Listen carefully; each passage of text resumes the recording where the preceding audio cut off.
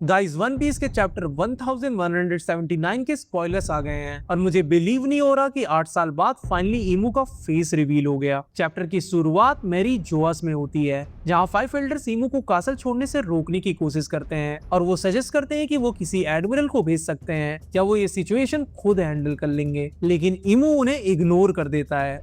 अब scene shift होता है एल्बाफ की तरफ। गर्ड को सॉमर्स का हार्ट मिल जाता है। जैसा कि हमने लास्ट चैप्टर में देखा था कि सॉमर्स का हार्ट किसी नॉर्मल ह्यूमन की तरह नहीं है, ये कुछ डिफरेंट दिख रहा था। और इस चैप्टर में जोरो और गर्ड ने फाइनली सॉमर्स को ढूंढ लिया और जोरो तुरंत समझ जाता है कि उसे क्या करना है और वो सॉमर्स के हार्ट को डिस्ट्रॉय करने का प्लान बनाता है। उसके बाद ऑरस कासल में कुछ बहुत बड़ा होता है। वहाँ एक मैजिक सर्कल दिखता है और ईमू वहाँ सीधे मैनिफेस्ट होता है और आई थिंक ये सेम मैजिक सर्कल है जिससे सैमरॉक और गंको एल्बाफ में आए थे। ईमू ऑरस कासल के सबसे ऊपर वाले टावर पे रुकता है। उसके अंदर से कॉन्करर साकी की बहुत तेज फोर्स निकल रही है। एल्बाफ के आसपास के कुछ घर और पेड़ जिंदा होने लगते हैं और बुरी तरह से इविल फेसेस के साथ हंसने लगते हैं। I don't know why but मुझे ये होल केक आइलैंड की याद दिला रहा है, जहाँ सब कुछ अलाइव होता है। ये काइंड ऑफ बिग मॉम की पावर जैसा फील हो रहा है, बट हम कुछ नहीं कह सकते। जब पूरा चैप्टर आएगा तो हमें खुद पता चल जाएगा। ईमू एक आदमी लग रहा है जो काफी हैंडसम है। उसके चारों तरफ ब्लैक क्लाउड्स हैं। उसके काइडो और एंशिएंट जायंट जैसे बड़े सींग हैं, लेकिन वो 2 बार कर्व होकर एस्कालेटर बनाते हैं।